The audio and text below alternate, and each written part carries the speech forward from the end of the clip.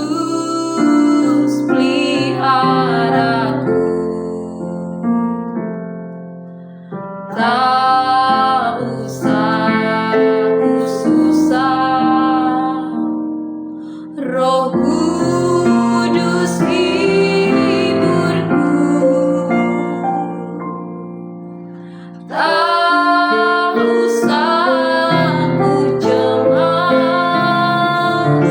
Dia memberkatiku. El Shaddai, El Shaddai, Allah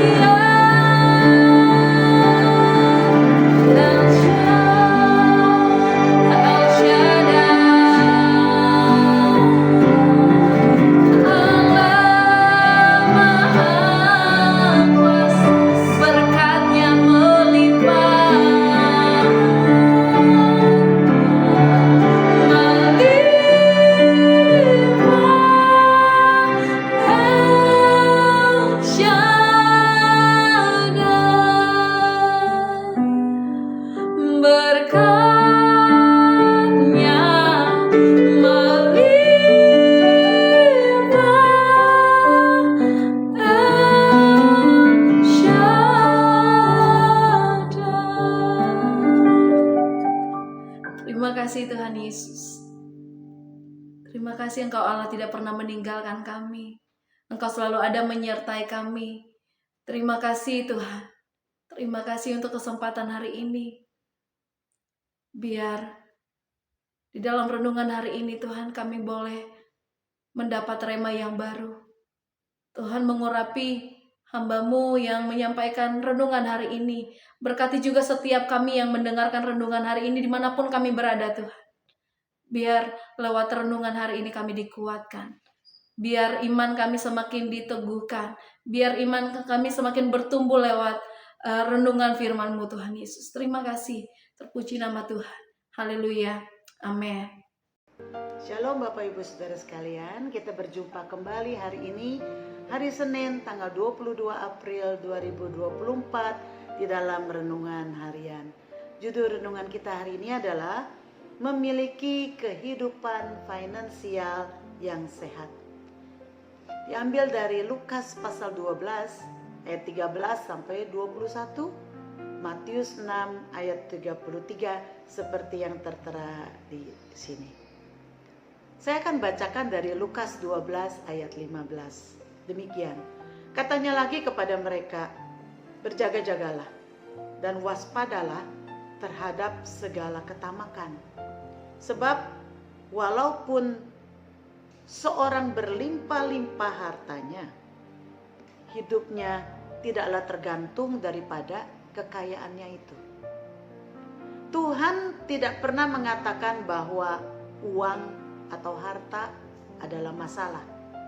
Tetapi Dia menasehatkan agar kita menjaga hati dari ketamakan, kesombongan, dan iri hati dari uang dan harta. Di dalam Lukas 12 ayat 15. Sebab setan seringkali menggunakan uang dan harta untuk memanipulasi dunia.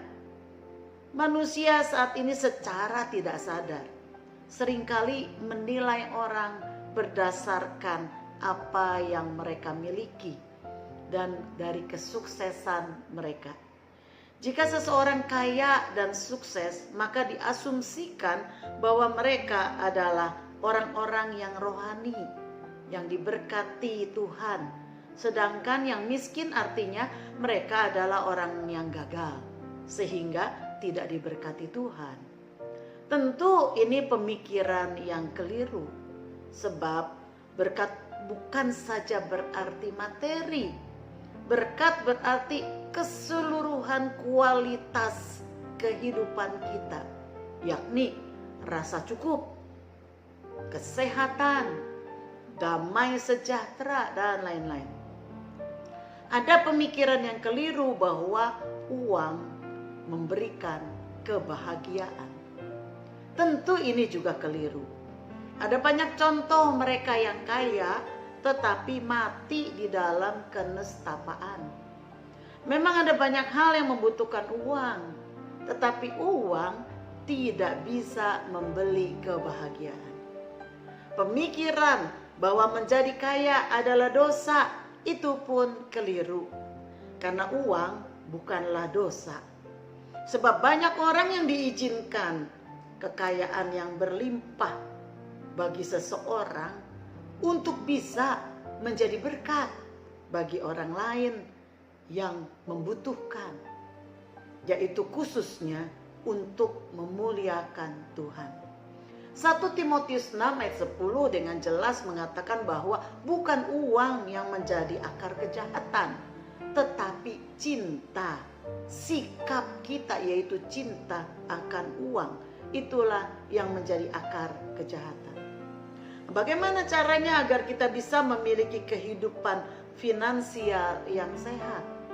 Yang pertama, kita harus menyerahkan kepemilikan atas milik dan harta kita kepada Tuhan. Ini berarti kita menyerahkan kepemilikan atas uang kita, atas waktu kita, atas keluarga, pendidikan, pekerjaan, dan masa depan kita kepada Tuhan. Bukti jelas kita menyerahkan kepemilikan kita kepada Tuhan adalah salah satunya dengan melaksanakan persepuluhan. Ingat saudara bahwa kita adalah penata layan saja dari semua yang Tuhan izinkan kita miliki saat ini. Jika kita melakukan ini, maka itu berpengaruh kepada yang pertama, bagaimana dan untuk apa kita mengeluarkan uang. Karena kita hanya penata layan, maka kita harus bertanya, apakah yang akan kita belanjakan adalah sesuai tidak dengan kehendak Tuhan sang pemilik gitu. Sebaliknya jika Tuhan yang menyuruh, maka kita tidak bisa menahannya karena kita mau gunakan untuk hal yang lainnya. Contohnya persepuluhan. Lalu yang kedua saudara, bagaimana kita menginvestasikan waktu harta kita. Ada banyak orang, bahkan orang Kristen yang salah dalam berinvestasi. Banyak orang yang berusaha untuk memiliki investasi dalam soal keuangan berharap akan mendapatkan keuntungan lebih. Memang investasi bisa memberikan keuntungan. Namun di zaman seperti sekarang ini yang serba tidak menentu, ada banyak juga investasi keuangan yang mengecewakan. Karena bukannya untung, tetapi jadi buntung saudara. Tetapi ada investasi yang menjanjikan dan digaransi, hanya banyak diabaikan oleh banyak orang Kristen, yaitu investasi untuk kekekalan. Investasi untuk kekekalan bisa dalam berbagai bentuk saudara, dalam bentuk keuangan. Apa yang kita beri untuk pekerjaan Tuhan di masa sekarang ini, kita sedang mengumpulkan harta di surga yang tidak akan binasa. Kita juga bisa menginvestasikan kebaikan kita yang kita lakukan kepada orang lain saat ini. Itu kita sedang mengumpulkan harta di surga yang tidak dapat diambil dan dicuri oleh siapapun. Selain itu saudara, adalah penting kita lakukan saat ini adalah investasi iman kepada anak-anak kita saudara.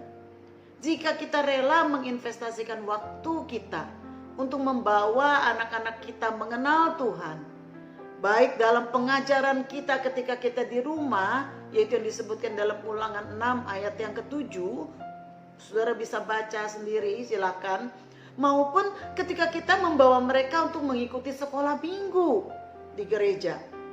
Kita sedang menginvestasikan iman kepada anak-anak kita. Kelak investasi ini tidak akan mengecewakan karena akan menghasilkan buah yang manis. Amsal 22 ayat 6 mengatakan, didiklah orang muda menurut jalan yang patut baginya, maka pada masa tuanya pun ia tidak akan menyimpang daripada jalan itu. Saudara, bagaimana caranya supaya kita memiliki kehidupan finansial yang sehat? Yang kedua saudara, jauhkan diri dari utang. Utang adalah kewajiban membayar kembali apa yang sudah diterima. Itu konsep utang saudara. Ada banyak orang yang tidak mengalami finansial yang sehat karena terlibat utang yang melebihi kemampuannya.